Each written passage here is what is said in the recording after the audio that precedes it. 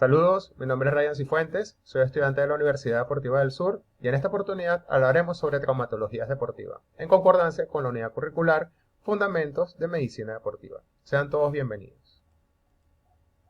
Cuando hablamos de traumatologías deportivas, realmente se debe asociar a lesiones que ocurren en el deporte, en la actividad física y la recreación. En este sentido, Barry y Maylon indican que una lesión por práctica deportiva es el daño tisular que se produce como resultado de la participación en deportes y ejercicio físico. Y es que en el deporte puede ocurrir cualquier tipo de lesión, desde una fractura por una caída, desde la distensión o desgarro muscular o tirón muscular, eh, básicamente un moretón o hematoma que se produce simplemente por un golpe. Y son tantas las patologías que hoy vamos a ver tres de ellas. En este sentido, existen dos tipos de lesiones, las agudas y las crónicas. Las agudas son las que ocurren de forma repentina, ocurren de un momento a otro, dado la caída de una persona, haciendo una actividad física, que en este caso son traumatismos como tal derivados de esa caída, y también las roturas musculares que ocurren por el sobreentrenamiento o la sobrecarga física. También están las lesiones crónicas, que son esas prolongadas y que se van dando progresivamente de forma paulatina. O sea, son de inicio lento, progresivo, y este daño va aumentando con el tiempo y va afectando la estructura del músculo como tal. Normalmente este tipo de lesiones son las que hacen que los atletas tengan que parar un cierto tiempo para volver nuevamente a la práctica deportiva. En este sentido, como les dije anteriormente, estudiaremos tres tipos de lesiones.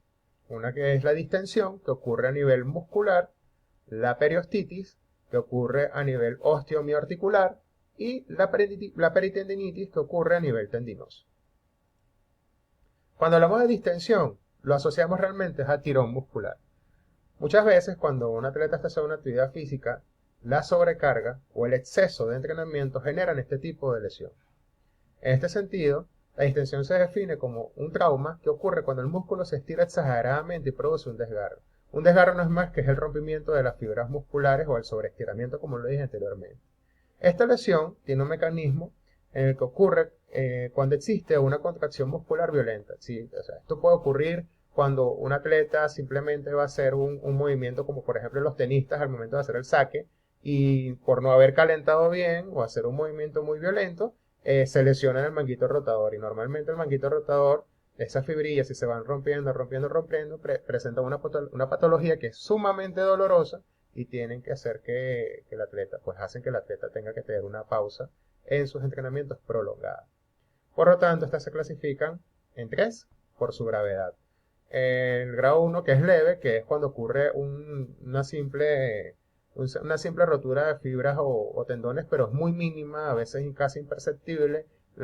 El atleta puede sentir un pequeño dolor a nivel muscular, pero no lo incapacita a moverse. Puede seguir inclusive entrenando, pero a veces uno debe saber cuándo tiene que parar.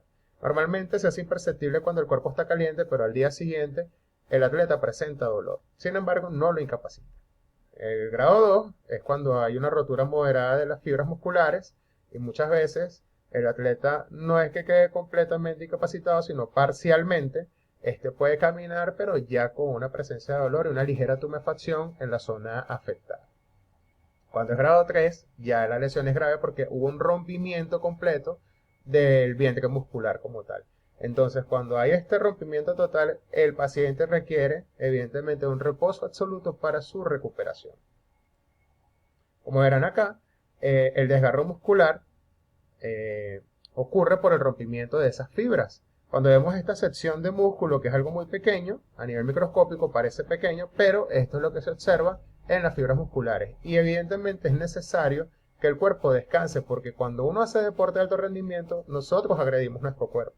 Entonces, requerimos de tiempo de recuperación para que esas fibras se puedan reconstituir nuevamente. Aquí hay un ejemplo donde se ve un tejido muscular compacto, normal, que no presenta ningún tipo de daño, y tenemos un tejido muscular distendido o sobreestirado que ocurre cuando hay sobrecarga de entrenamiento o se exige de forma repentina a un esfuerzo al cual no está acostumbrado o no está preparado por recibir. Entre los primeros auxilios que tenemos para atender la distensión cuando ocurre, bueno, aplicar hielo. Es muy clásico, pero es realmente lo que hace que esa lesión pueda ser manejada de manera adecuada. El primer día, cada hora se debe aplicar hielo de 10 a 15 minutos y posteriormente, después de pasado el segundo y tercer día, se debe aplicar de 3 a 4 horas. Si la lesión es muy fuerte, es importante la incorporación del calor y el frío. Y esto se hace luego de pasados los primeros 3 días de tratamiento con hielo. Posteriormente, si la lesión es muy grave, se necesita de reposo. Sin embargo, este reposo va a variar de acuerdo, como lo dije anteriormente, a la intensidad que ocurrió la lesión como tal.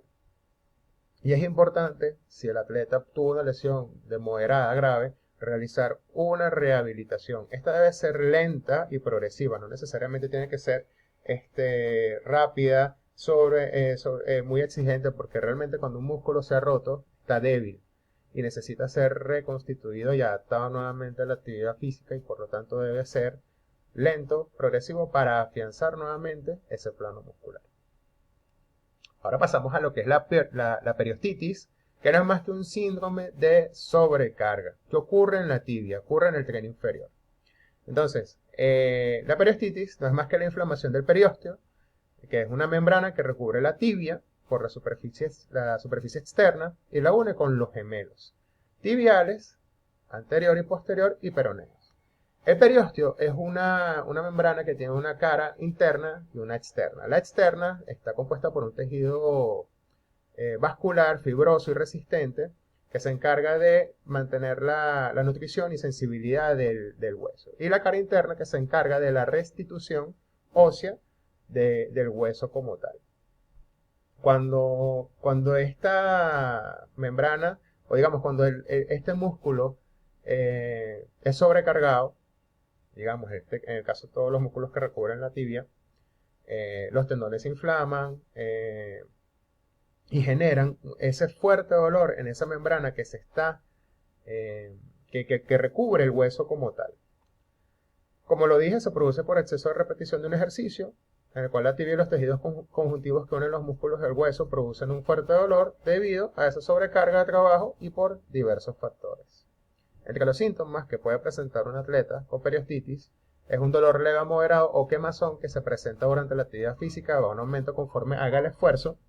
También la rigidez y calambres en la zona al añadir una tensión muscular excesiva durante la actividad física y puntos de dolor muy localizados en la cara anterointerna de la tibia. Realmente esta es una lesión muy localizada y fácil de detectar. Las causas son el sobreentrenamiento, aumentos repentinos de la carga del entrenamiento, la falta de descanso, no tener un periodo de descanso adecuado genera la sobrecarga del tren inferior, el uso de calzado inadecuado, el peso corporal, ya que el peso que recibe el tren inferior es 3 veces lo que uno pesa cuando uno hace la actividad física, una biomecánica inadecuada y excesiva rotación de cadera, así como también distintas pendientes. Los senderistas o lo que se encarga de correr en montañas son propensos a sufrir de este tipo de patología o de traumatología, así como los maratonistas. Entre los primeros auxilios está la aplicación de frío de 20 a 30 minutos para reducir la molestia. Hay que bajar las cargas de entrenamiento ineludiblemente. El masaje, aún así existe el dolor porque el masaje va a hacer que esa inflamación vaya cediendo y vaya reconstituyéndose toda esa zona. Y la pausa, que es muy importante si el dolor es persistente. Ahora pasamos a la peritendinitis, que no es más que una de esas de parte de esas patologías que ocurren en el tendón de Aquiles. Normalmente se lo confunde con la tendinitis o la tendinosinovitis, pero la peritendinitis tiene características que la diferencian. Y se trata de una inflamación superficial con ligera exudación fibrinosa que al hacer rugosa la superficie de deslizamiento produce una típica crepitación. La crepitación no es más que ese sonido de huesos crujientes y eso lo caracteriza o la diferencia de las otras dos patologías que mencioné anteriormente. El mecanismo de esta lesión es la irritación peritendinosa que se produce con los movimientos repetidos de la flexoextensión del pie. Aquí vemos en esta gráfica cómo hay una una inflamación de la vaina que recubre el tendón y esa vaina al inflamarse presiona al tendón generando inflamación y es lo que genera la crepitación y ese dolor que va de leve a moderado. Entre los síntomas de la peritonitis está el dolor a la movilización y a la palpación del tendón. Hay una ligera tumefacción y enrojecimiento de esa zona afectada y principalmente la existencia de la crepitación perceptible a la palpación y en muchos casos audible. Los primeros auxilios para la peritonitis es el reposo absoluto. Una de las recomendaciones es hacer la utilización de vendajes de yeso, las terapias a través de la diatermia y el ultrasonido, que no son más que transmisiones de calor profundo, ya sea por corriente o por reacción física del ultrasonido a través de ondas. La fricción con hidrocortisona o butazolidina para la desinflamación de la zona y también el uso de desinflamatorios inyectables como los pirazolónicos y los corticoides en bajas dosis.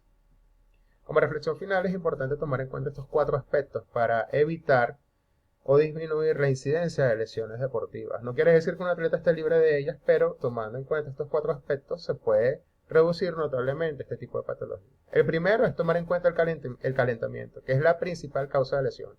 Aunque hay estudios que indican que el calentamiento no hace la diferencia en el rendimiento, sí hace diferencia al momento de hacer una actividad física de competencia o recreativa o deportiva, sea cual sea. ¿Por qué? Porque en climas con alta humedad o donde exista mucho frío, es importante que el cuerpo esté adaptado y a una temperatura adecuada para hacer esfuerzos físicos.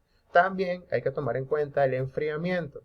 El no realizar ejercicios de flexibilidad promueve la aparición de esas lesiones y normalmente esa vuelta a la calma, muchos de los atletas de forma indisciplinada o por querer irse no hacen ese estiramiento, lo cual hace que los músculos se mantengan tensos y cada vez se vayan acortando y generen lesiones.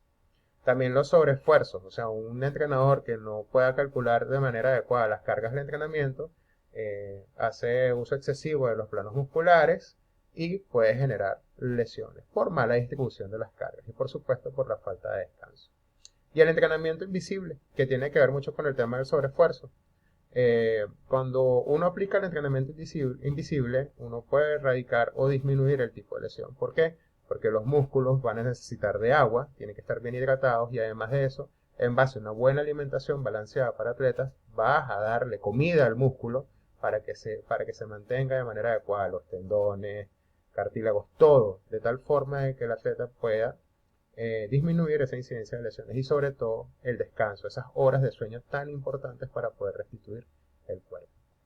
Bueno, muchísimas gracias. Cualquier duda será solventada y espero que haya sido de su agrado.